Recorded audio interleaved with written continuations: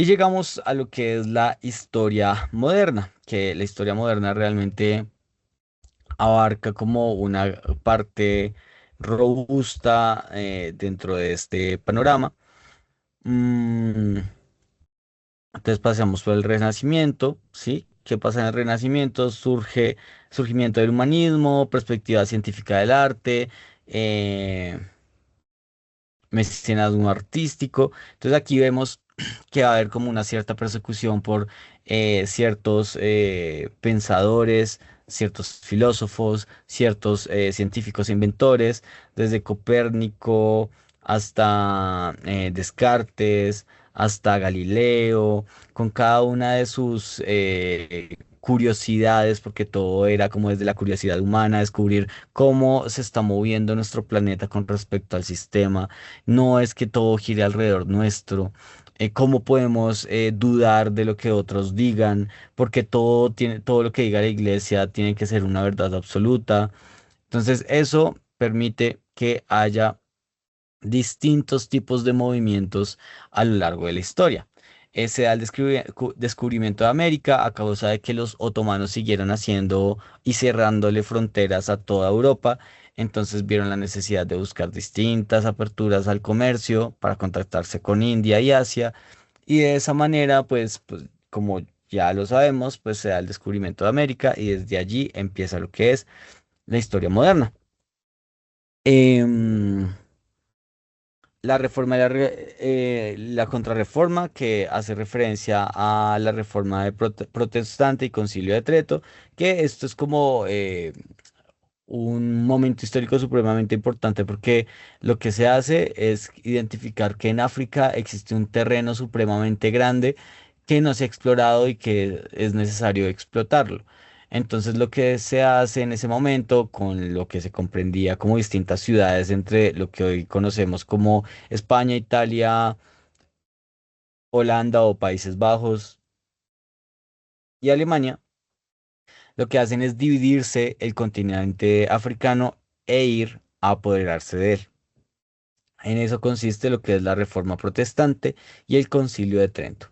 Entonces, la división religiosa de Europa, el arte propagandista, en donde ahí ya empieza a surgir un poco lo que es la imprenta, la transformación cultural, después llega lo que es el absolutismo y el barroco, mm, en donde se da la Guerra de los 30 años y el Concilio Absoluto de Luis XV.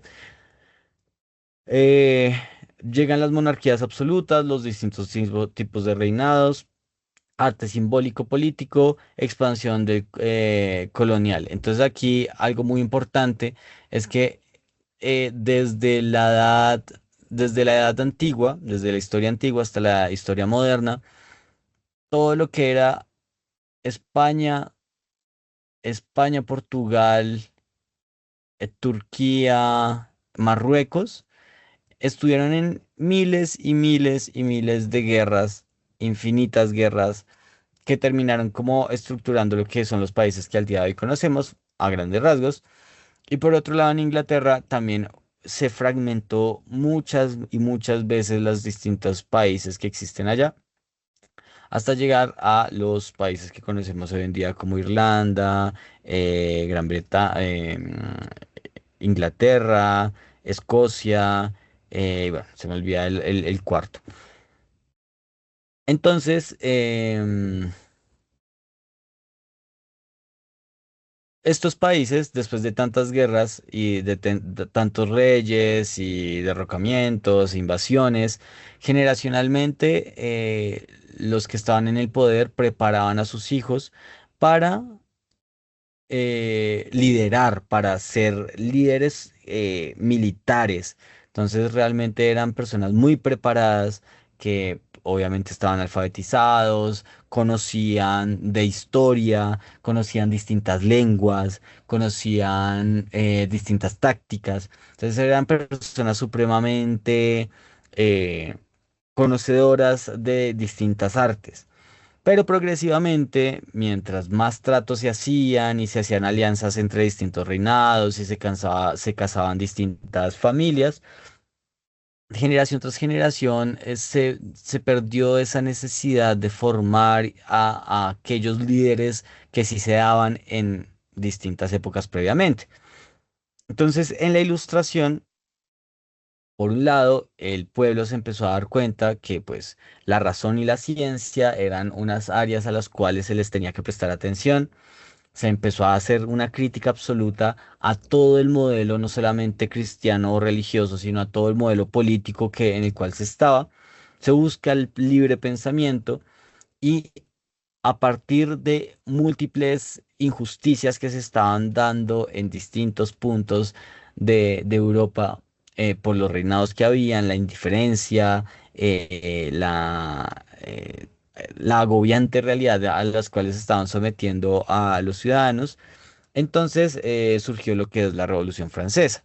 Pero la Revolución Francesa no quiere decir que surja con Napoleón, sino que hay como una serie de líderes militares previos a Napoleón antes de que él llegara a liderar la Revolución Francesa. Nuevamente recomiendo el podcast de Revolución Francesa de Diana Uribe. Entonces, esto como lo hemos representado en... Ah, bueno, aquí nuevamente tiene mucha potencia y fuerza lo que es la escenografía. Entonces aquí vemos lo que es el realismo como forma, como función, la cultura y la ciencia, la cultura científica, eh, como estructura, la geometría y la anatomía. Y aquí vamos a tener a tres grandes filántropos, que fue, por ejemplo, Da Vinci. Y la belleza como armonía y equilibrio. Entonces aquí aquellas personas que tenían renombre y podían darse el lujo por goce de conocer distintas artes, pues lo aprovechaban al máximo.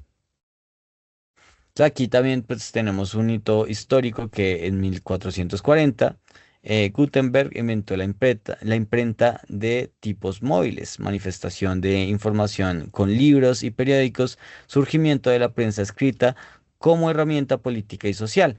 Entonces, esto porque marca un hecho histórico importante, porque pues quienes tienen acceso a todo lo literario eran pequeñas esferas de la sociedad.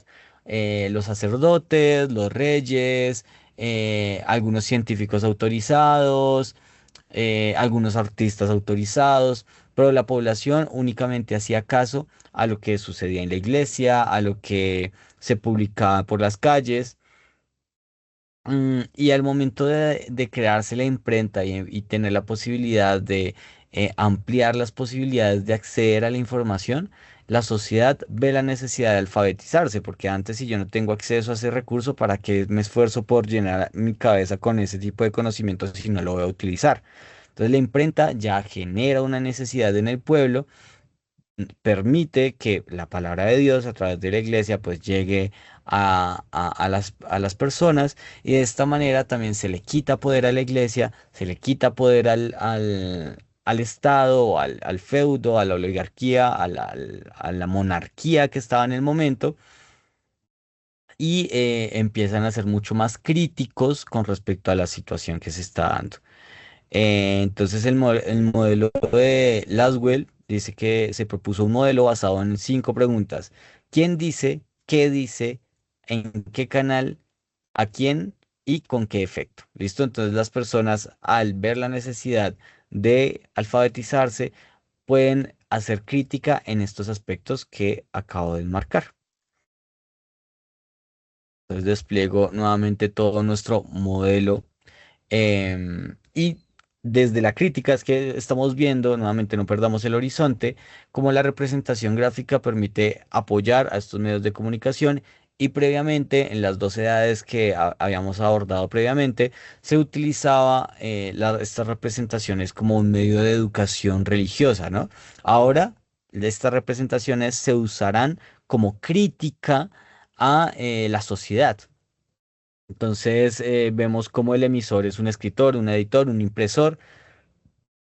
El canal son las bibliotecas, las librerías, los correos, porque empiezan a surgir nuevos medios de comunicación.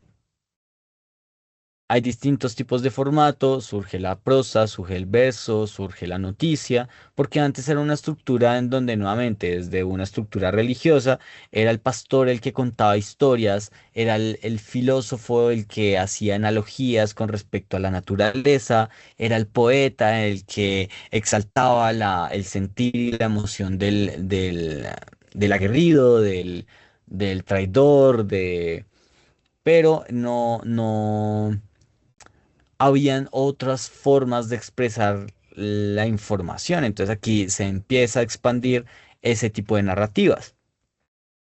El mensaje pues termina convirtiéndose en libros, periódicos y panfletos y hay un aumento en en los procesos de educación, no solamente en procesos religiosos, sino en distintos avances científicos, políticos y artísticos, claro que sí.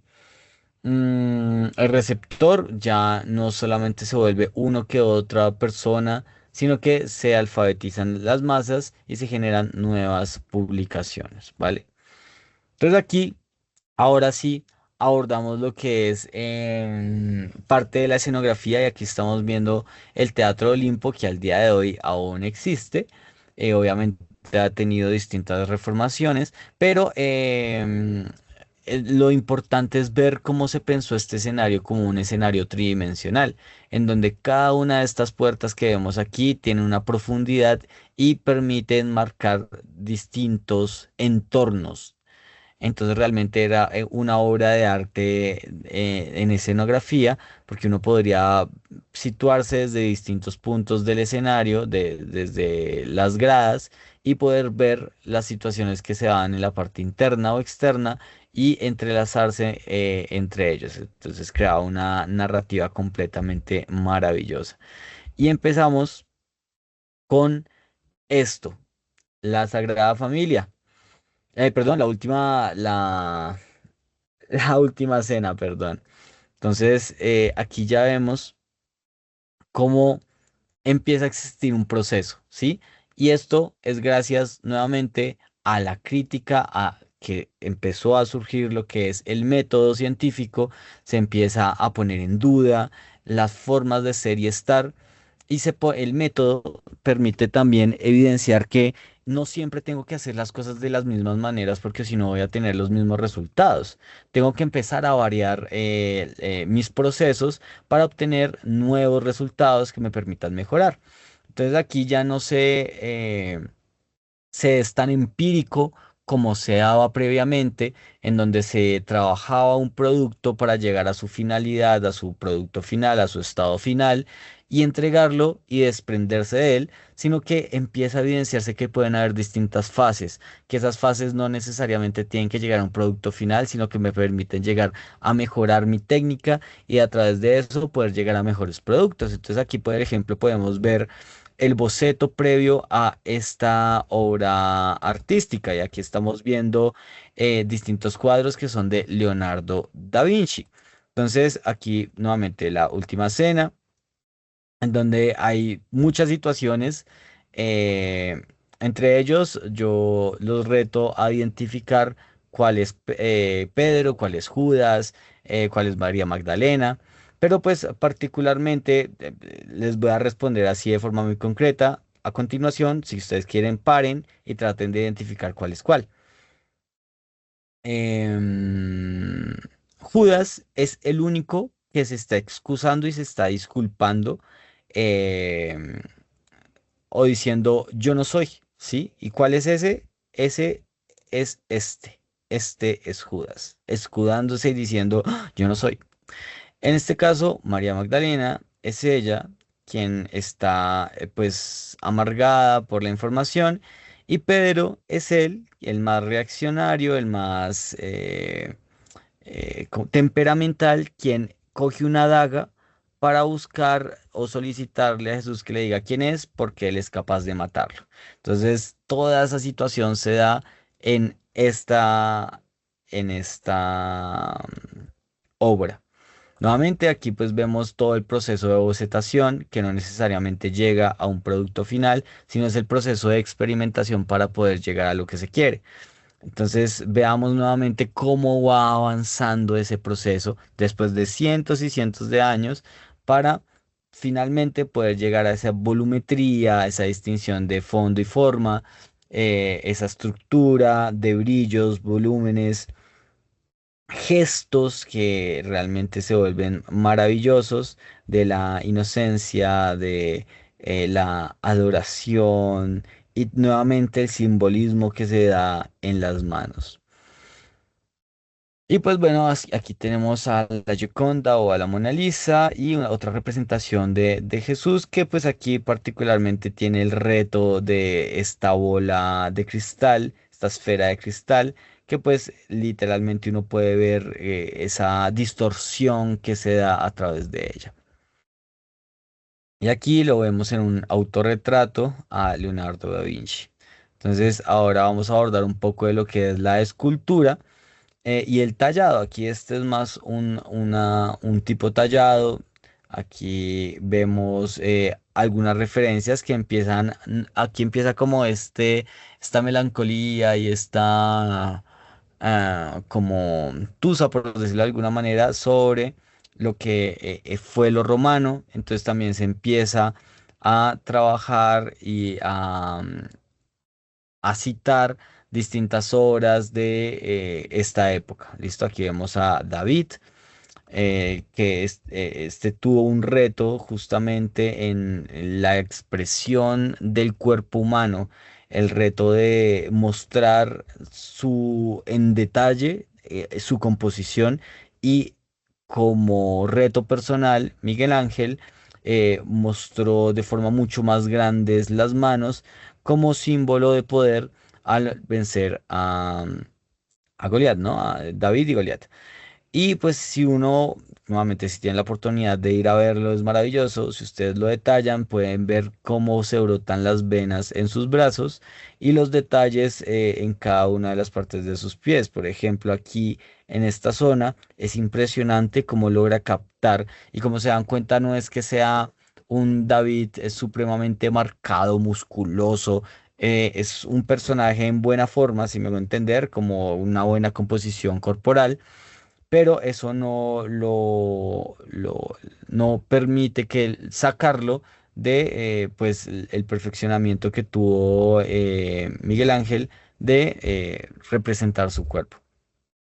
Y aquí vemos una de sus más grandes obras, que es la Capilla Sixtina, en donde vemos aquí pues como actualmente lo hemos visto como un meme, pero pues es como su obra más conocida, que es el contacto con Dios, ¿no? Que es lo que impide que Adán toque a Dios, ¿no? Y la cúpula de la Basílica de San Pedro fue un diseño creado por eh, Miguel Ángel, ¿no? Que aquí lo podemos ver. Entonces, nuevamente aquí vemos el proceso de experimentación. Este es un cuadro que no se terminó, que se estaba trabajando, que se estaba elaborando y nosotros lo podemos evidenciar en las distintas capas que se iban trabajando para poder llegar al producto final, ¿no? Entonces vemos aquí a esta mujer que está en la mitad. Vemos que no tiene color, no tiene suficiente volumen a comparación del vestido de esta chica que está acá. Entonces ahí justamente vemos como las distintas fases y de experimentación del color y cómo pues este fue un proyecto que quedó allí pendiente. Pero pues al día de hoy aún podemos encontrar este tipo de obras que pues nuevamente la gran habilidad de Miguel Ángel pues fue fantástica. Y finalmente terminamos con Rafael de Asensio con estas obras que, pues bueno, aunque cada uno tiene sus formas de representación muy particular, también podemos ver como sus rasgos característicos, ¿no? Que se mantienen en la época, ¿no? Que caracteriza particularmente el Renacimiento. Entonces, esas expresiones profundas, estos gestos tan característicos y nuevamente como no dejan de lado la representación del escenario, ¿sí? Entonces Rafael de Asensio, digamos, con esta obra, se pone el reto de hacer una composición mucho más compleja, ¿no?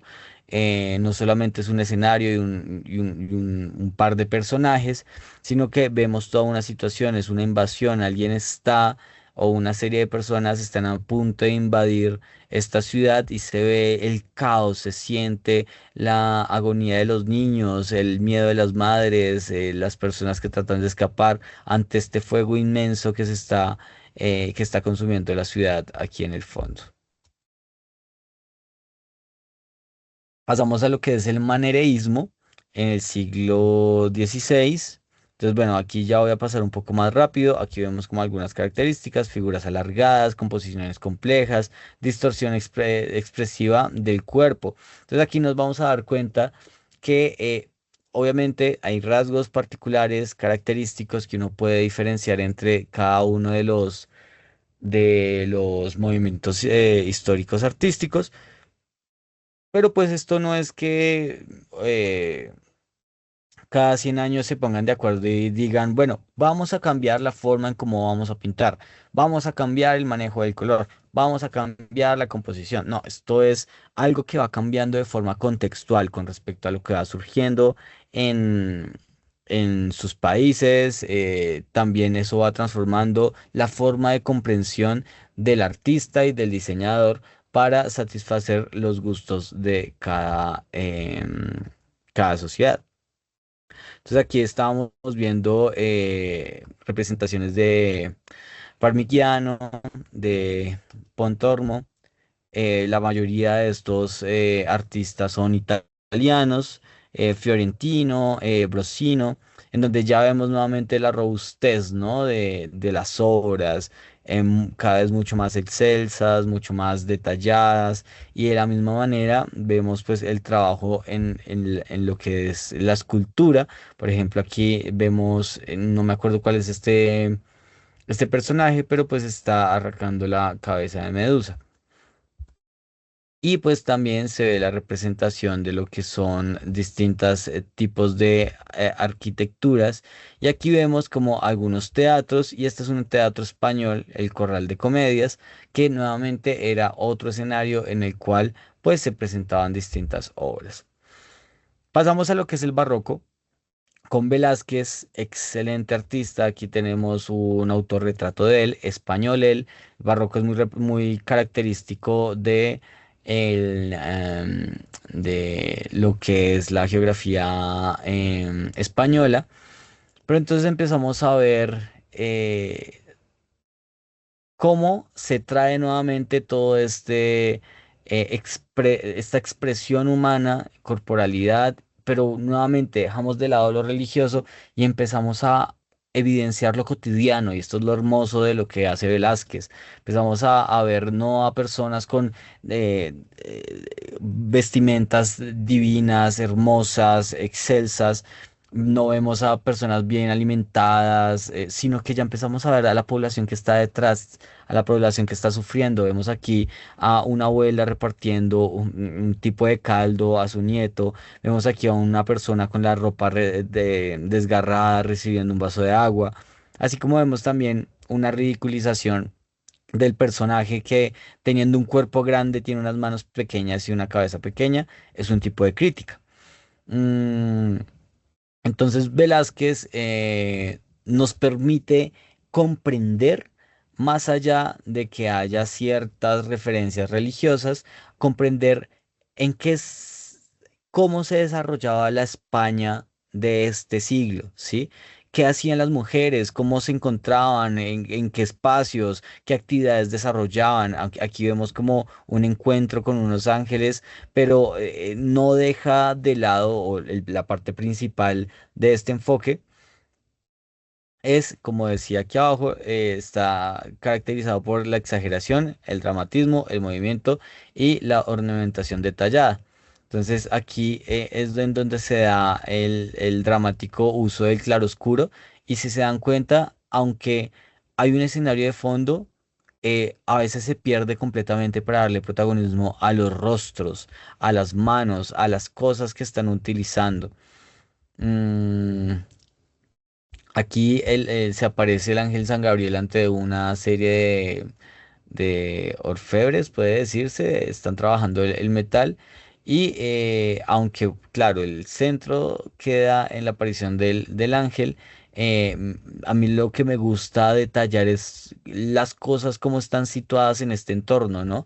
Este jarrón particularmente, y esto es el uso de estos utensilios en estas zonas, estos artefactos que están aquí colgados, estos utensilios. No están puestos allí al azar, esto genera una composición visual, dándole un poco de equilibrio a esta armonía que se está creando acá. Y pues una de las grandes obras de Velázquez, que son Las Meninas, nuevamente maneja ese claroscuro divino, en donde comprendemos que estamos en un gran salón lleno de grandes obras, en donde al parecer los padres de ella están aquí al fondo representados. Este cuadro tiene un gran simbolismo. Aquí vemos a Diego Velázquez nuevamente autorretratándose. Pero entonces vemos el uso del claroscuro, ¿no? Todo lo brillante resalta a los personajes principales, mientras que todo lo oscuro trata de ocultar como este lujoso salón es lo que menos le importa a Velázquez que se note, aunque son obras de arte aparentemente muy conocidas al día de hoy, pero lo que quiere resaltar es como el primer plano que vemos acá. Y vemos aquí a Esteban Murillo, nuevamente esta representación divina de el quehacer humano, ¿no? Entonces vemos aquí a un hombre con sus ovejas, vemos aquí un juego de niños, tal vez un niño hambriento, vemos aquí a este supuestamente es Jesús acompañado de una oveja y también uno de mis favoritos es cómo representa a una mujer expulgando a un niño. Entonces, vean cómo se representa la cotidianidad. Para mí eso es como lo principal y el dramatismo, como decía la presentación previamente. Cómo se identifica el movimiento, la rebeldía, la indignación, el aburrimiento, la felicidad, y no necesariamente desde un punto de vista religioso que no se deja de lado como se dan cuenta, pero no es la prioridad del artista. Maravilloso. Y llegamos aquí a Caravaggio, y acá ya cambiamos de artista, igual que acá, aquí hasta aquí llegamos con Murillo, aquí estamos con Riauc, que es un alemán, y aquí pasamos a lo que es Caravaggio, que sí representa directamente grandes situaciones religiosas. Así como no se deja de lado la tendencia de representar la cotidianidad, ¿no? Aquí vemos un juego de cartas en donde este muchacho está haciendo trampa, ¿no? Entonces, esa tensión y vemos nuevamente las imperfecciones, este señor con los guantes rotos, este chico con la ropa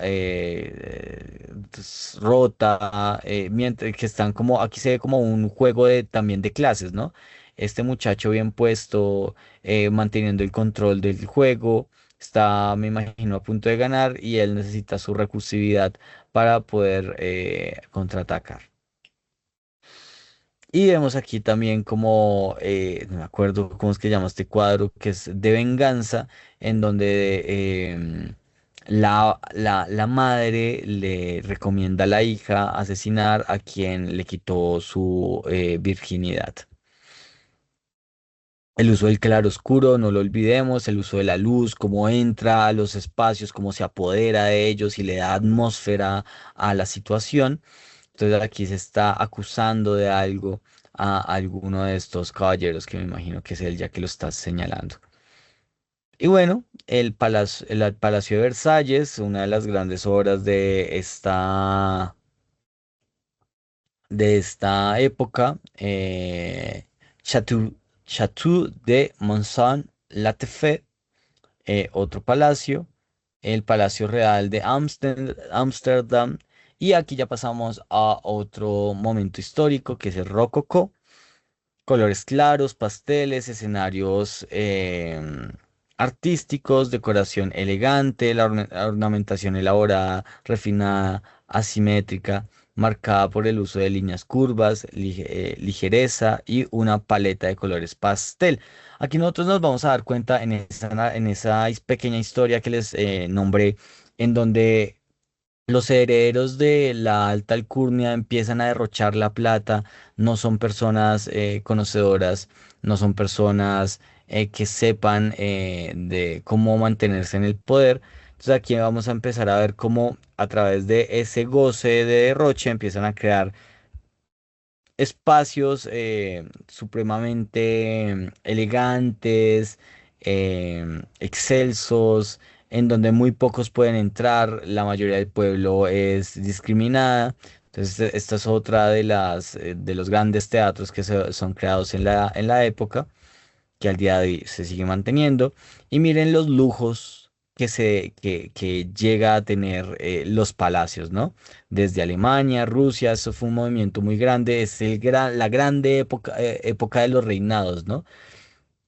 Em, entonces, en Francia, el Palacio de Sanssouci, el Palacio de Catalina en Rusia, y el Palacio de, nuevamente sigue siendo el Palacio de Sanssouci, solo que desde otra perspectiva. Y vemos aquí representaciones gráficas en donde vemos pinturas que ya empiezan a describir estos pasteles. Esto es la Plaza de San Marcos en Venecia, hermosísima, también les recomiendo que vayan en algún momento de su vida y cómo se empieza a utilizar este tipo de pinturas en otro tipo de utensilios para simplemente darle mayor lujosidad, por decirlo de alguna manera, el tallado. Y aquí vemos los cuadros más representativos de lo que es el rococó, que es justamente esa representación de la vida.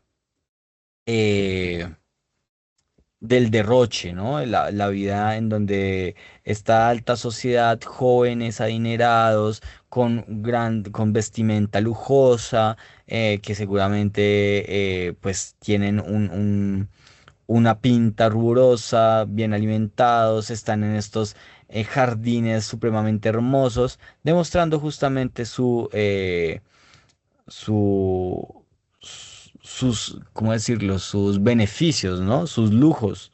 Entonces vemos aquí cómo pueden estar disfrutando de un picnic, cómo pueden estar aquí jugando como una suerte de escondidas, mientras que el pueblo se estaba muriendo de hambre, mientras había masacres, mientras los soldados estaban tratando de mantener el control a punta de rifle. Entonces cada vez subían más los impuestos, cada vez había menos comida. Entonces, este tipo de situaciones empezaron a brindar gran indignación y aquí justamente se empieza a representar eso, cómo se empieza a reunir el pueblo, a hacer crítica con respecto al manejo del poder. Una de las pinturas también favoritas para mí, ya que no es muy común ver que se represente a alguien de raza negra en este tipo de cuadros, y aquí se le da gran importancia. Está en el centro del cuadro y no se ve incomodidad en las demás personas por estar él allí. Entonces aquí hay también una particularidad que tal vez no nos dicen previamente, y es que normalmente cuando los artistas necesitaban pintar a alguien, eh, la, la persona principal no se quedaba allí, como nos muestran en películas, 38 horas hasta que el artista termine de pintarlo. Normalmente se pedía o se solicitaba que estuviera allí por un par de horas mientras se podía desarrollar el perfil de su cara. Y posteriormente se utilizaban distintos, por decirlo de alguna manera, maniquís humanos, que pues eran indígenas, eran personas de raza negra que comúnmente estaban allí pues esclavizados, así como otros simplemente eran como parte de la servidumbre, por decirlo de alguna manera, y ellos eran quienes ponían el cuerpo para las posturas y así el artista podía terminar de realizar sus obras.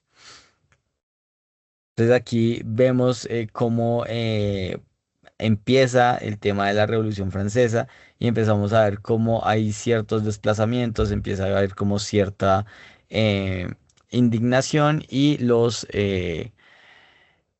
Los grandes reyes, las cúpulas, la burguesía empiezan a desplazarse a otros países que les dan asilo.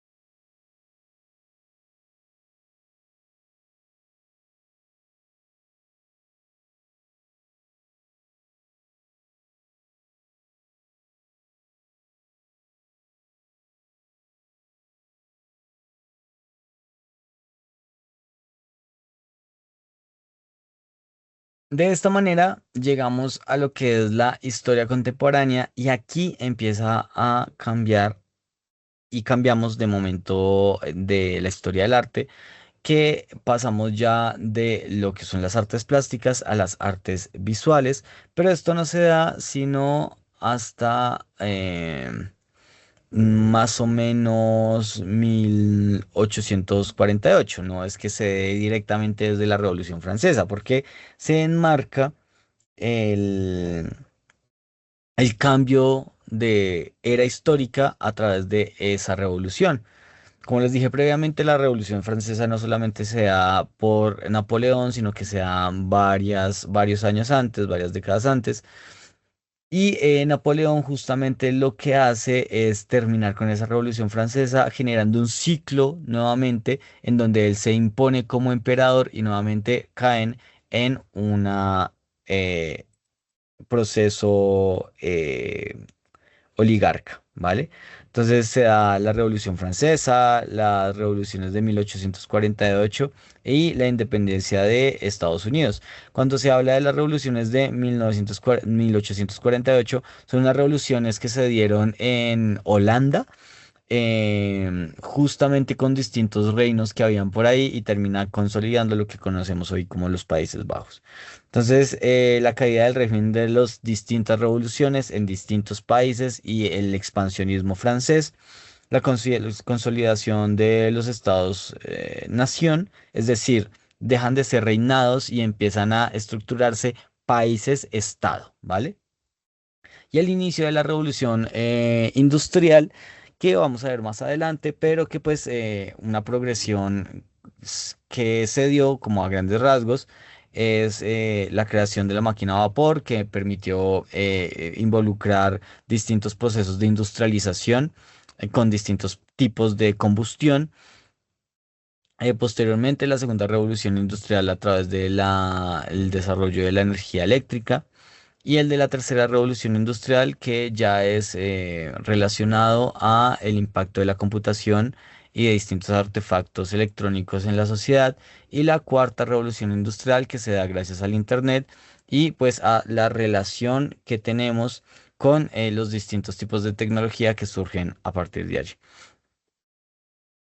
Eh, Se empieza, gracias a la revolución industrial, se da lo que es la urbanización acelerada, el capitalismo industrial, las guerras mundiales, la primera y la segunda, las dos generadas por Alemania, la crisis económica de casi todo el continente, casi todo el país, la verdad, perdón, de todo el mundo. Las ideologías totalitaristas, no solamente en Alemania la nazi, sino se dan distintos totalitarismos en Italia, en Japón, aquí en América con Pinochet en Chile. em, bueno, distintos tipos de dictaduras.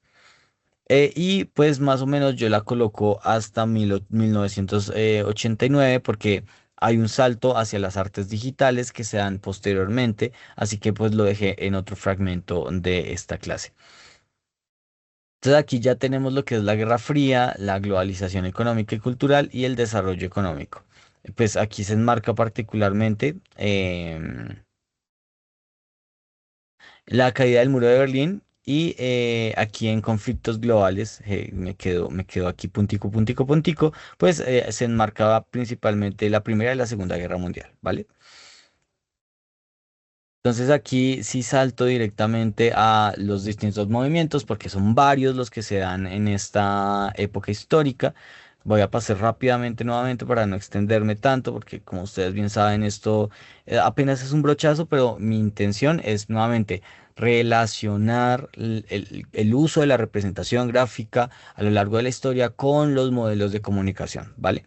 Entonces vemos aquí las obras de Jacques Louis David o David, muy relacionado a distintos temas, en este caso exaltando como cada una de los hechos realizados por la Revolución Francesa. También vemos como distintos hechos históricos religiosos cristianos. Entonces, inspiración clásica en lo grecorromano, equilibrio, composición, temática heroica, es como en lo que enmarca este movimiento neoclásico. Retorno de los ideales de la antigüedad clásica, Grecia y Roma, yo se los había mencionado previamente, empieza a surgir como esa melancolía, eh, priorizando la razón, el orden, la simetría y el equilibrio por encima de la emoción. Entonces vemos aquí a otro artista, a Dominique, que pues ya empieza a explorar un poco más el cuerpo humano desde la desnudez, pero no como un morbo, sino como exaltando el cuerpo humano. ¿Listo? Vemos aquí a Mengs, que es uno de los grandes artistas del autorretrato. Aquí se está, perdón la redundancia, autorretratándose. Em, pero también pues desarrolló sus dones en otros tipos de obras. A Canova, que sigue reflejando como este don religioso, pero démonos cuenta que con respecto a los movimientos anteriores, aquí ya no se utiliza tanto el claroscuro, sino que se le da mucho más brillo a cada esencia, a cada una de las obras. Bueno, se sigue teniendo una gran eh, calidad en la estructura, en la escultura, perdón, y pues se desarrollan otras obras arquitectónicas como lo son estas que les presento en este espacio. El romanticismo, intensidad emocional, en contraposición del anterior movimiento, que lo que se buscaba no era lo emocional, sino lo racional. Aquí ya es mucho más emocional. Vemos a Friedrich, artista alemán, divinísimo. Recomiendo explorar a profundidad su obra, ya que lo que busca no es darle importancia al sujeto que está en la pintura, sino darle importancia a la situación que genera el entorno sobre el sujeto. O sea, es una interpretación completamente diferente de sus obras. Y también podemos ver cómo no solamente nosotros podemos hacer una contemplación del escenario, sino que los mismos personajes que hacen parte de sus obras están contemplando ese escenario. Y también hay situaciones muy particulares. Por ejemplo, aquí vemos que este personaje se acaba de caer, tiene el sombrero en el suelo, tiene esta pierna estirada y es algo que es muy particular de sus obras.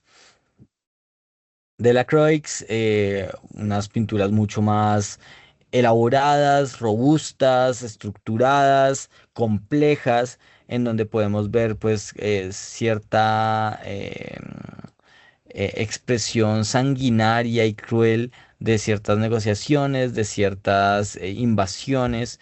em, y pues vemos aquí como su pasión también, su apoyo a la perdón, la Revolución Francesa. Aquí vemos la Madre Revolución, que es también esta pintura tiene muchas interpretaciones. Aquí en el fondo podemos ver una bandera de Francia en la punta de lo que es las torres de Notre Dame. Vemos al niño empoderado con dos cañones, así como vemos la destrucción y la muerte en el piso. Y no basta simplemente con derrotar quitando la vida, sino también despojan, demostrando aquí el sufrimiento del pueblo, despojan de cualquier pertenencia que tengan los muertos a causa de pues este sufrimiento. Y pues uno de los grandes artistas españoles de la época, Francisco de Goya, recomendadísima la película Los fantasmas de Goya.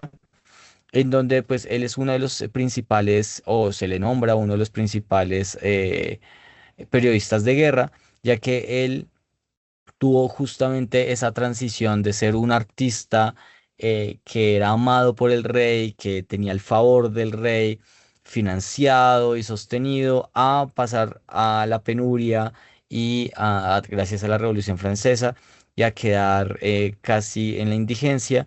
Pero él nunca dejó de pintar. Entonces vemos aquí uno de de los cuadros que más me gustan de este artista, en donde lo que muestra es el egoísmo humano, ¿no? Como por encima de los deseos del hombre se puede pasar por encima de las demás personas. Y aquí vemos como al rey de España con su familia.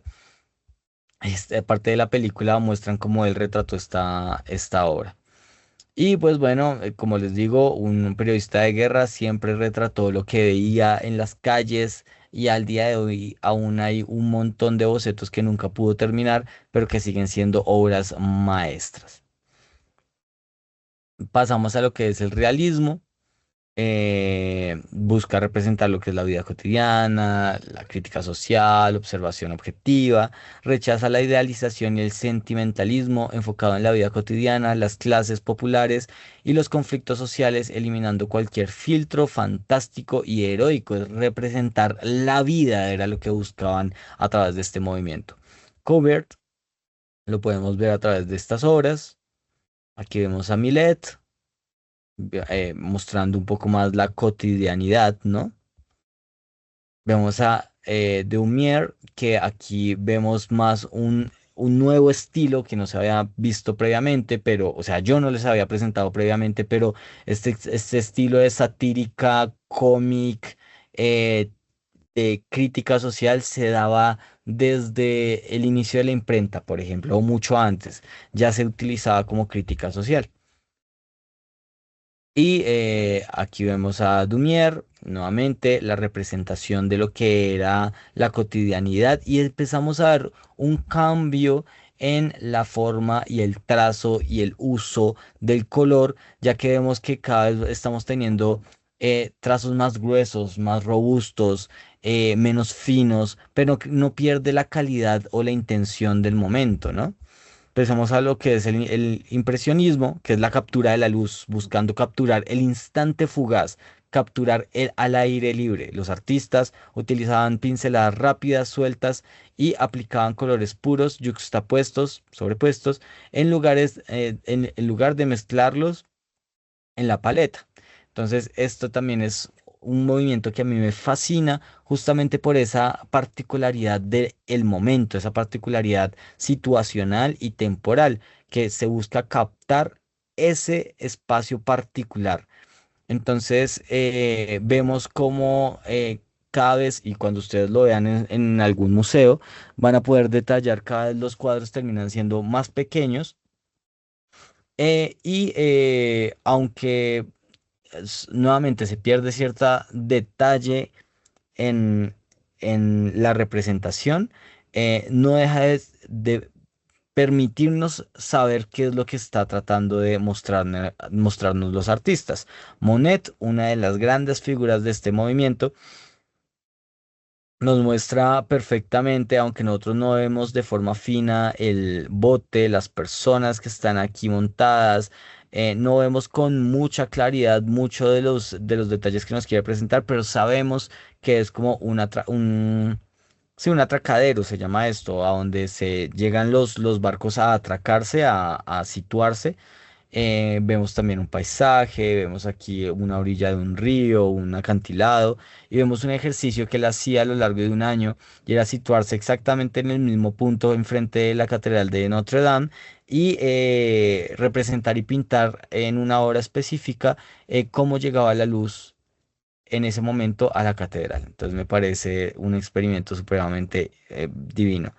Así como está Monet, tenemos a Manet, y también está situado bajo el mismo tipo de movimiento, y vemos como esas características, obviamente con su estilo particular, explorando distintos tipos de pintura. Y vemos aquí a Regnault un Renoir, en donde pues ya lo que busca es en los retratos representar a las personas en cuerpo medio. Y aquí vemos ya más situacional. Este es el cuadro que más me encanta, una pareja disfrutando una tarde en un jardín. Y vemos aquí una fiesta, al parecer una fiesta de un pueblo, ¿no? Y nuevamente, la exploración de lo que es el cuerpo humano, no como morbo, sino como la exaltación de la belleza del cuerpo, en este caso de la mujer. Pasamos a lo que es el expresionismo, ¿sí? Aquí vemos a Munch, a Kandinsky. Entonces, las particularidades es la deformación emocional, los colores intensos, la angustia existencial, y eso lo vamos a ver cómo cada vez se utilizan colores más fríos, más em, opacos, pálidos y se contrastan de tal manera que haya una gravedad en la situación. La deformación de la realidad, el uso de los colores violentos y trazados agresivos para plasmar sentimientos pesimistas, el miedo y la alimentación frente a la modernidad. ¿Listo? Entonces vemos aquí, por ejemplo, este cuadro supremamente triste porque es como acaba de fallecer la madre de esta niña y la niña no comprende qué es lo que está sucediendo. Entonces como que s- comprenden la densidad del asunto. También aquí vemos una mañana de un pueblo. Entonces es supremamente, tiene un gran peso esta situación. Vemos aquí la madre cuidando a su hija en una enfermedad que está a punto de ganarle. Y aquí vemos como de forma literal Munch, en este caso, muestra la ruptura de un corazón. Kandinsky, bueno, vemos aquí algunas obras eh, que no Nolde, que pues están bajo el mismo movimiento. Y llegamos a lo que es el cubismo, con su gran representante, que es Picasso.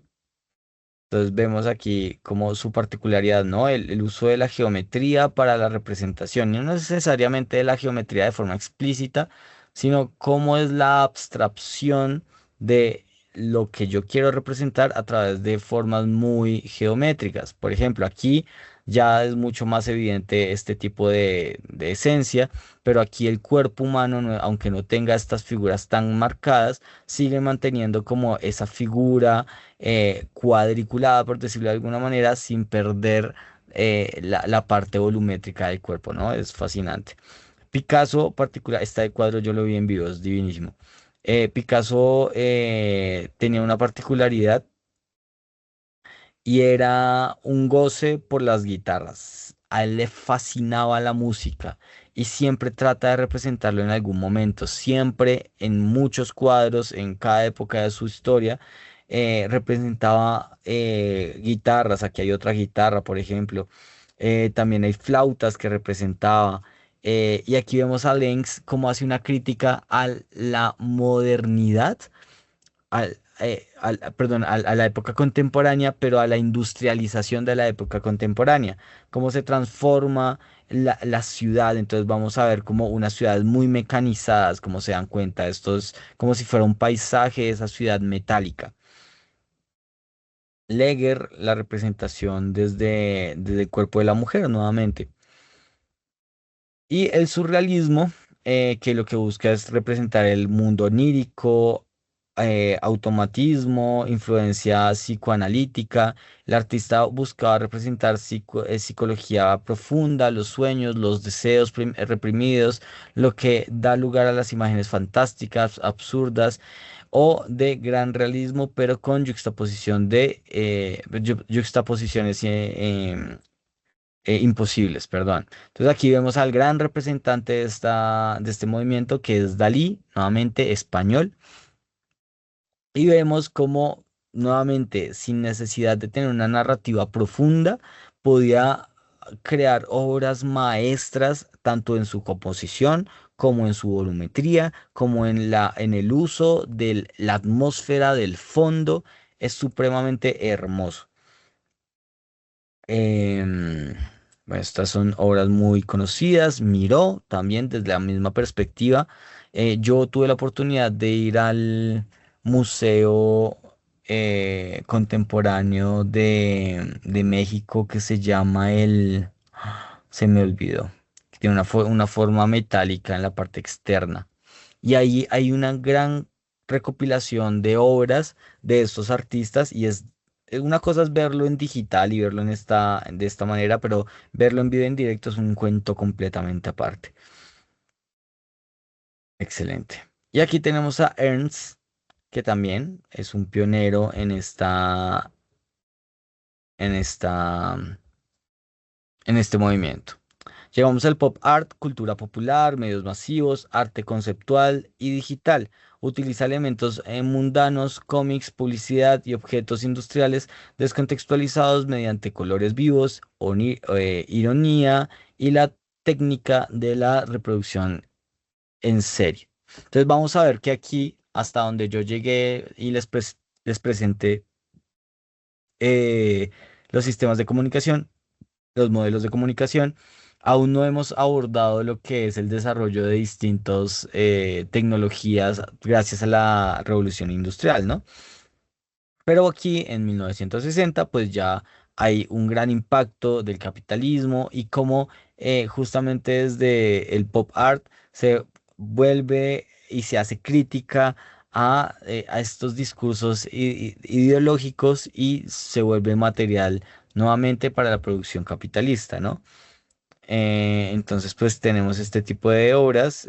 Aquí tenemos a Andy Warhol, a Roy Lichtenstein, a Richard Hamilton, que pues aquí ya empezamos a ver una experimentación con el uso de la fotografía, por ejemplo, y cómo la escultura va cambiando, ya no se utilizan materiales tan tradicionales como los que veíamos previamente, y aquí hay una experimentación fotográfica que ya aquí podemos ver como una asociación o un acercamiento a lo que es el arte digital, ¿listo? Comunicación de medios electrónicos en el siglo 19 y 20. Entonces aquí vemos una evolución desde 1837 que sale el primer telégrafo, ¿listo? Primera forma de comunicación instantánea a larga distancia, el teléfono que permite la comunicación oral sin necesidad de escribirse, la radio en 1920, primer medio de comunicación masiva con gran alcance que Diana Uribe, perdón por citarla tanto, pero es que yo he aprendido bastante con ella de la historia. Tiene una serie de capítulos muy particulares sobre la historia de la radio, pero hay uno esencialmente que es la radio como instrumento militar y allí cuentan que la radio es una creación que al principio la veían innecesaria porque lo que se buscaba era tener un medio de comunicación que fuera privado, que no se pudiera descifrar y más porque pues en la Segunda Guerra Mundial pues los alemanes estaban encriptando la información y los aliados casi no pueden descifrarlo. Otra película asociada a ese hecho histórico es El Código Enigma, muy buena. Pero entonces, curiosamente, la radio se volvió un medio súper importante para la sociedad, justamente para poder saber los hechos en vivo, casi en vivo e indirecto, de lo que estaba sucediendo en distintos lugares del planeta, literalmente. Y finalmente, la televisión se vuelve revolucionaria, pues a causa de la unión de todo lo auditivo y lo visual, pues ya el cine ya estaba surgiendo, pero era algo mucho más ritualico con respecto a que se consumía en un lugar específico, en una hora específica, pues la televisión permitió brindar eso en los hogares de cada sociedad, de cada familia. Modelos de Shannon y de Weber. En este modelo de la comunicación ocurre de manera secuencial, con posibilidad de ruido, eh, permite la información y la distorsión. Hay infiltración también a través de estos medios. Entonces aquí la estructura cambia completamente. Vemos que ya el emisor no es una persona, no es a través de un objeto, que antes era, por ejemplo, a través de un libro por medio de la imprenta, o ya no es una persona físicamente, sino que es a través de un artefacto, a través de un mecanismo. Entonces, el emisor es un locutor o periodista que se comunica a través de ese artefacto. El canal es la radio, la televisión, el código es el lenguaje hablado y lo audiovisual. El mensaje son las noticias, el entretenimiento, nuevamente las narrativas empiezan a cambiar y empieza a surgir algo que es la programación, ¿vale? Se llega a una audiencia masiva nuevamente y hay llamadas en vivo en algunos sistemas. Entonces hay una particularidad, y no sé si lo vamos a poder ver aquí, sí, hay una particularidad y es que normalmente con la radio, a diferencia de la televisión, la radio es un medio vivo, es un medio que no se repite, no hay un programa que ustedes estén escuchando constantemente y de forma permanente, a no ser que sea una propaganda. Cada día si ustedes se conectan a un sistema de radio o a no ser que estén repitiendo canciones, ustedes siempre van a estar escuchando programas completamente diferentes que están narrando la actualidad. Mientras que la televisión dio la posibilidad a través de lo que es la programación de brindar la posibilidad de repetir sucesos, series y empezar a crear distintos tipos de formatos. Entonces, estas particularidades eh, hicieron y permitieron que la sociedad se adoctrinara a esos estándares horarios que se brindaban a través de, inició con el noticiario de la radio y se trasladó a la televisión, pero la televisión lo robusteció con distintos tipos de canales y distintos tipos de franjas horarias. ¿Listo? Listo, entonces tenemos aquí como esta evolución de recuento histórico de la evolución del mundo audiovisual.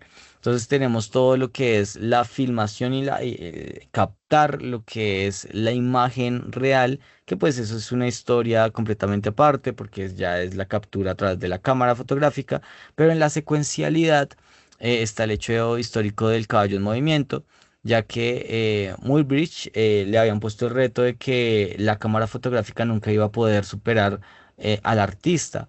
Entonces él puso un hecho científico y era como que ningún artista antes de la fotografía había podido retratar bien a un caballo, ya que todos lo retrataban prácticamente levitando. Y cuando levitaba el caballo tenía las patas estiradas hacia adelante y hacia atrás. Entonces lo que hizo fue captar en esta secuencia fotográfica el correr de un caballo y lo que se dio cuenta es que cuando está levitando completamente las patas están recogidas, no están estiradas. Entonces había ganado la batalla porque ningún artista había podido representar de forma real a un caballo mientras estaba corriendo. Nos permite identificar que existen distintos tipos de planos seriados y llega pues lo que es el primer filme que presentado en una sala específicamente que se llama La llegada del tren. Aquí les dejo el enlace por si lo quieren ver. Que pues el hito, eso está en una película que uf, no me acuerdo cómo se llama. El hito es que los hermanos Lumière invitan a varias personas a ver su grabación. Eso era algo supremamente novedoso. Entonces, en un cuartico muy chiquito, situaron como a unas 10 personas, hicieron la proyección y cuando vieron que un tren se estaba acercando, se pegaron un gran susto y salieron corriendo y gritando, pensando que los iba a estrellar un tren. De ahí pues hubo una gran construcción y desarrollo de los artefactos y los mecanismos de estos, de lo que es la cámara fotográfica, hasta llegar a un sistema industrial y poder producir la primera película literal que se llama El cantante de jazz, y pues es la primera película que se presentó por cobro y que pues tenía una vinculación sonora, o sea, no era este tipo de obras a lo Charlie Chaplin que era muda y tenía acompañamiento musical, sino que aquí ya integraba el sonido y el video. Entonces, con la aparición de la primera película, pues se dieron cuenta que esto era un mundo que se podía explotar y de allí pues se generaron una gran cantidad de diversidad de formatos, de obras en los años 50 y pues se vio la exploración hacia lo que es la televisión. Como les dije previamente, La radio lograba reunir a las familias en momentos muy concretos, en hechos históricos, pero lo que logró la televisión, y no lo digo ni para bien ni para mal, fue atarlos de forma plena y completa a una programación de forma continua. Se empieza a ver la exploración con la animación, se empieza a ver sí, el desarrollo de estos artefactos para vincular la televisión a color. Entonces, algo que es diferente y casi no se identifica es lo audiovisual del mundo del video. O sea, hasta este punto, nosotros teníamos el privilegio de poder ver las producciones que nos brindaban los grandes canales, pero no teníamos autonomía, no podíamos producir, crear nuestros propios programas. Entonces ahí llega el impacto de la era del video, que es diferente a la era del audiovisual, porque la era del video se da más o menos entre lo que son los 80s y los 2000, que es esta serie de artefactos que nos permitían grabar la programación, grabar video, grabar audio y tener cierta autonomía en la producción de contenido. Entonces, en este caso, no solamente yo podía consumir y consumir y consumir la programación de un canal, sino que yo también podía producir mis propias películas, mis propios videos. Y de esta manera pues llegamos también a lo que es la era digital, que pues tiene estas características. Es multimedia, logra enlazar todo lo auditivo, visual, gráfico, es hipertextual, no es una narrativa continua, sino que yo puedo saltarme entre distintos tipos de contenidos y acceder y salir en el momento que yo quiera. Me permite interactuar con ellos, no se reproducen de forma continua sin control, sino que yo puedo acceder a ellos, puedo manipularlos de diferentes maneras. Son accesibles a distintos tipos de dispositivos, también contemplan distintos tipos de falencias que yo puedo llegar a tener biológicamente. Es omnipresente actualmente a través de los medios de comunicación como son los celulares. Podemos acceder a cualquier página en cualquier hora, en cualquier momento, en cualquier lugar, sin pedir permiso a nadie. O sea, simplemente necesitamos acceder a datos y ya podemos tener y poder navegar a través de Internet sin limitaciones. Pues sí, nos mantenemos interconectados, es decir, distintas máquinas operan de la misma manera y podemos interconectarlas. Es multiplataforma, lo mismo, o sea, estos son conceptos que están completamente entrelazados. em, Hay plataformas que se pueden utilizar independientemente del tipo de dispositivo o independientemente del tipo de plataforma, puedo acceder con distintos dispositivos, ¿listo? Y es inmersivo, cada vez nosotros estamos más inmersos en estas plataformas digitales, ¿no? El desarrollo tecnológico y la diversificación de artefactos y medios de producto. Entonces aquí terminamos como con esta trayectoria, ya esta es la fase final, yo sé que esta lección ha estado larguísima, pero aquí culminamos con esta trayectoria, empezando desde el fin de la Guerra Fría, perdón esa contradicción, pero desde ahí partimos y eso nos da la apertura a la globalización. Entonces el auge del computador personal, la apertura del uso global del Internet, la expansión mediática, la cultura globalizada. En el 2000 ya sucede pues el atentado del 9/11, redes sociales globales, esto ya es el impacto del Internet en la sociedad, la revolución del smartphone y del computador en la nube, que como se dan cuenta estas revoluciones ya no son literalmente tan agresivas como antes, sino que son ya más relacionadas al impacto social a través de artefactos. Eso no quiere decir que no existan guerras, obviamente existen distintos tipos de guerras, pero realmente las transformaciones sociales se están dando desde la producción de artefactos y productos, es decir, una revolución más mercantilizada. La hiperconectividad a través de movimientos sociales globales y crisis climáticas globales, dominio de plataformas, expansión del streaming, IA, Big Data, blockchain, que esto ya se está convirtiendo en lo que es la quinta revolución industrial, transformación industrial creativa, educación virtual, teletrabajo, IA generativa, que hace parte de lo que es la virtualización masiva y acelerada, pues que se ha dado a causa del COVID-19. ¿Listo? Y ahí ya llegamos a la actualidad. Entonces, en la actualidad, cuando hablamos de artes digitales, hablamos como dentro de este sistema de comunicación de la era digital, ¿no? Nuevamente, aquí hay una trayectoria de lo que he narrado previamente, las computadoras en el surgimiento entre 1950 y 1970, el Internet entre 1980 y 1990. Estas son fechas de cuando llegan y empezaron a generar un impacto en la sociedad. No son fechas históricas de creación, porque realmente estas máquinas y estos inventos se dan desde años mucho más atrás. Páginas web y foro, redes sociales desde los 2000, Facebook, Twitter, Instagram y todas las demás. Y la inteligencia artificial, que no es algo novedoso, pero que ya se ha podido desarrollar con mucha más profundidad en los últimos años, ni siquiera décadas, últimos años. Modelo de comunicación interactiva. Aquí la comunicación es bidireccional. Algunos dicen que ya nosotros no somos consumidores, sino prosumidores, porque podemos consumir y producir contenido con una constante retroalimentación, interacción continua, transformación de los receptores y emisores activos. Entonces, el modelo de comunicación sería algo así, en donde están los usuarios en línea, redes de telecomunicación, lenguajes de programación, como canales y códigos.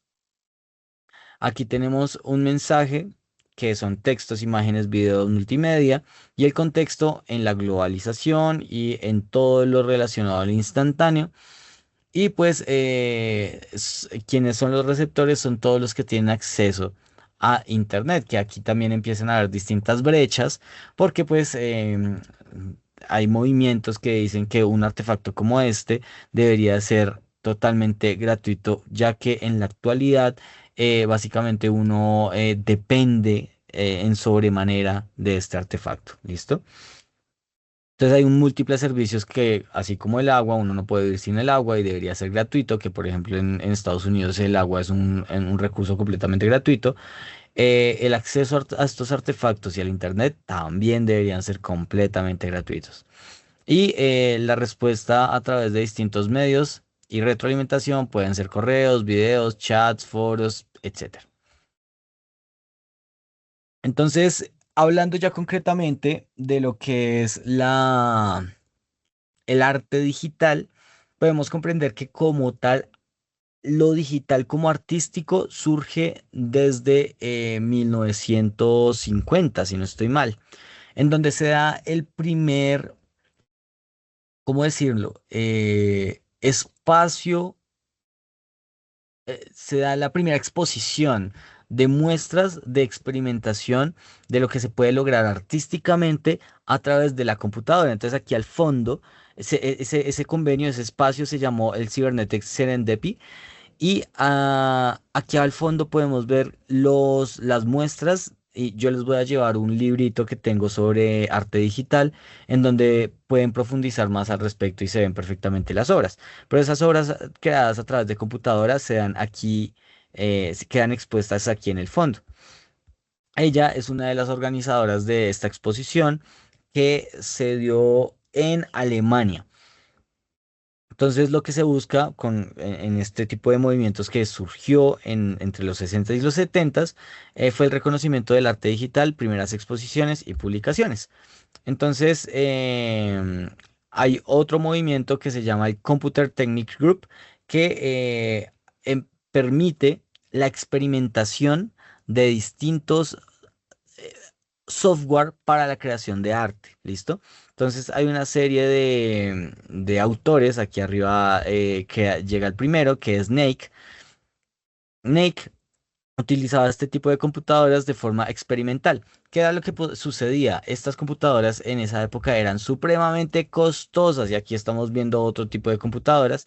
Eran supremamente costosas y eran de uso o militar o universitario. Y pues este hombre pidió y solicitó el uso de estas máquinas desde una universidad para empezar a experimentar con este tipo de representaciones. Entonces, gracias a este tipo de iniciativas, muchos desarrolladores de la época empezaron a crear distintos software específicamente para la creación, no específicamente del 3D, pero sí la representación de distintas figuras y poder imprimirlas y exponerlas como producto. Que obviamente esto generó grandes impactos y críticas y rechazos en donde desde qué momento el artista se está viendo reemplazado por una impresora y la técnica del humano se estaba utilizando a través de la máquina. Entonces hubo un gran congelamiento del desarrollo de esta habilidad física, perdón, de esta expresión digital a causa de esas críticas, pero por otro lado, en otros lugares del mundo, en Japón, en Estados Unidos, se empezó a desarrollar a profundidad distintos software nuevamente para que se pudiera expandir mucho más este tipo de trabajos. Entonces, ahora desde los gráficos por ordenador, pues se comprende como todos aquellos gráficos que se pueden generar como plotter art, collage digital, fotomontaje digital, y pues son prácticas artísticas que utilizan sistemas computacionales para crear, manipular o procesar imágenes visuales. Entonces vemos aquí a una de las artistas, a Vera Monard, en donde empieza a experimentar. Todo esto son procesos creativos y experimentales, en donde aquí es supremamente 2D, aunque cuando se generaba la impresión realmente generaba mucha profundidad, pero también se empieza a visualizar y utilizar como cierto pixel art, como estamos viendo en este momento, y desde Marsh Taylor, ya vemos el uso de una manera completamente profesional, y esto ya es un ejemplo supremamente moderno, de lo que es el Photoshop para la ilustración, ¿vale? Aquí vemos a Eric Johansson. Nuevamente utilizando el fotomontaje como forma de representación y expresión cultural, y a Westman nuevamente trabajando con el fotomontaje, ¿vale? El arte 3D, todo lo relacionado a lo que es el modelado y animación 3D, entornos de plataformas virtuales, experiencias inmersivas, y pues es el uso de las tecnologías de modelado, simulación, representación computacional para crear objetos, espacios, personajes y experiencias virtuales, tridimensionales y digitales. Entonces, aquí vemos como el movimiento y el cambio de era artística digital nos brinda un sinfín de posibilidades, que claro, no hay que desconocer las previas, todo lo realizado en las artes plásticas y en las artes visuales también contemplando todo lo que es los performance, que aquí me faltó agregarlo, todo lo que es el arte a través de textiles, todo lo que es el arte a través de la exploración de fotografía y de video, pero sumado a todo lo dicho previamente, también llega todo lo que es el arte digital que estamos viendo en este momento.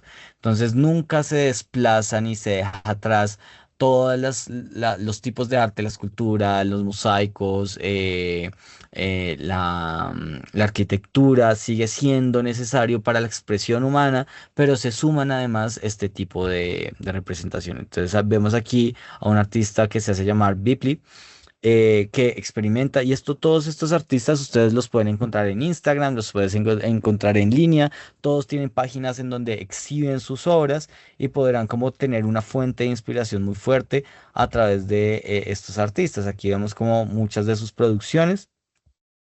Esto se ve hiperrealista, pero son producciones netamente desarrolladas a través de plataformas como Blender, como Solid Edge, como, bueno, cualquiera, Maya, bueno, las que ustedes conozcan.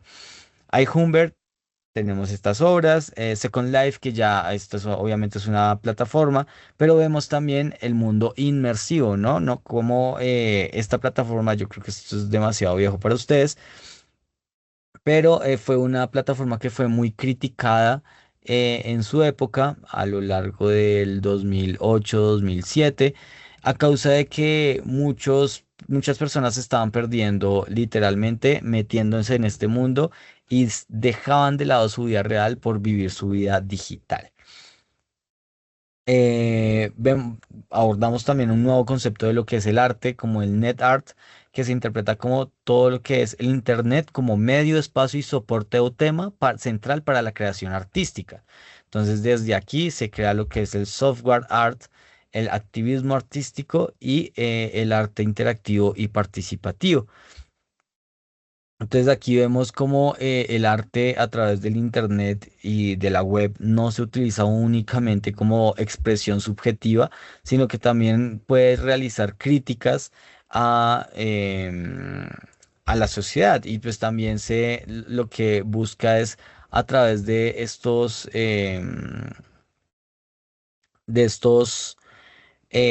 producciones únicas, poderse vender, poderse financiar y poder seguir construyendo distintos tipos de arte. ¿Listo? Aquí les dejo una serie de artistas o de puntos de vista. ¿Listo?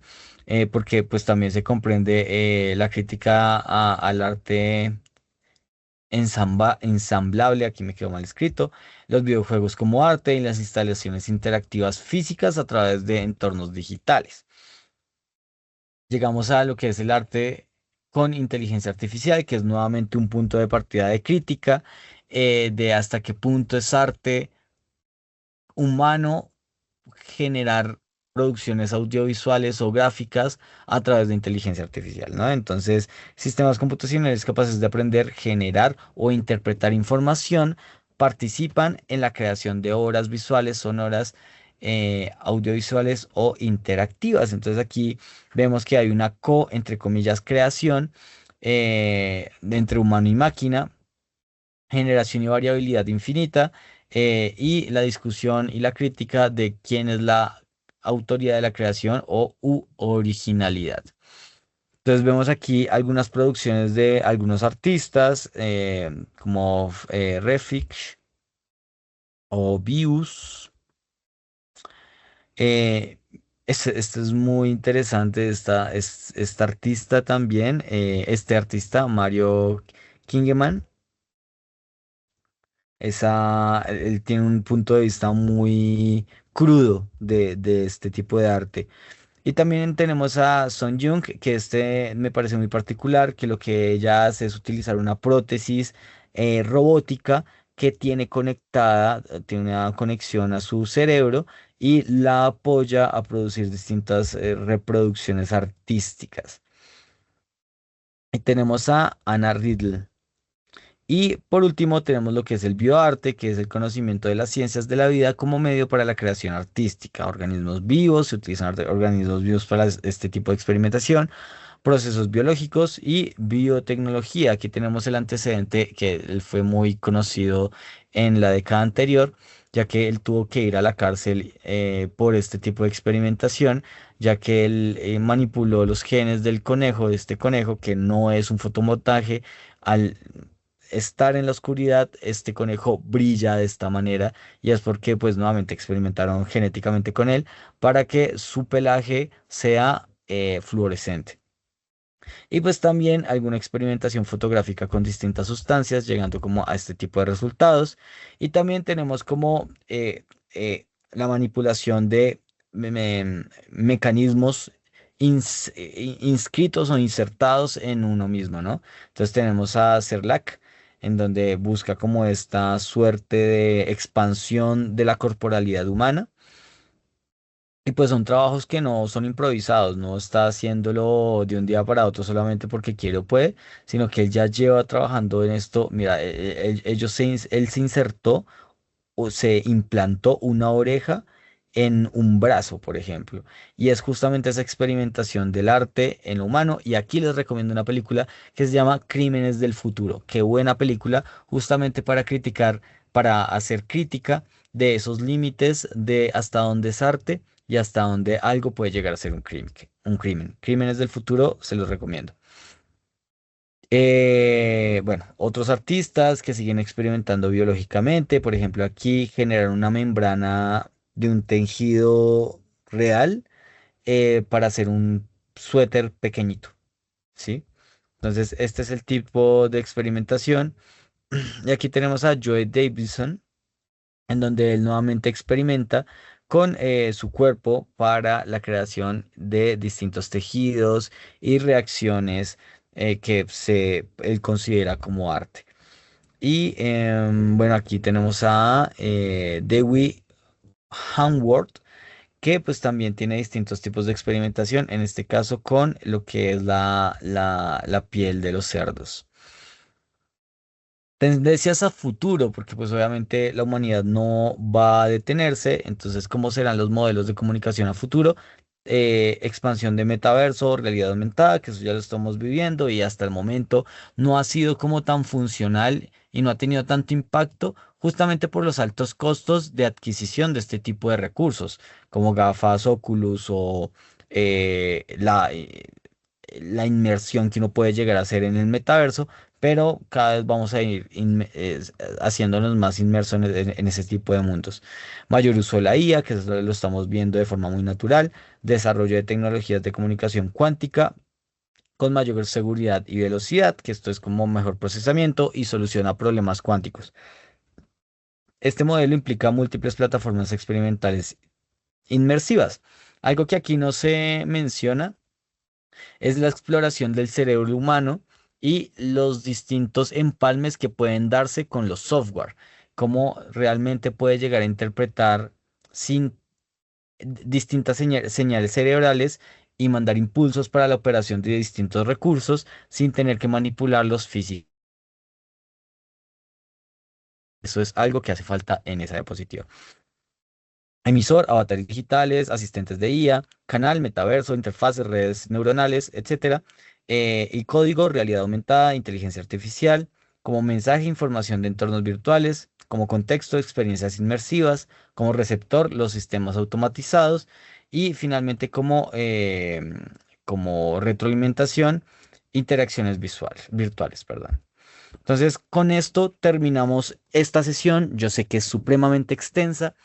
Em, Posiblemente la visualización y el abordaje de este video valga por 2 semanas por lo extenso que es. Puede que yo parta este video en dos partes, ¿listo?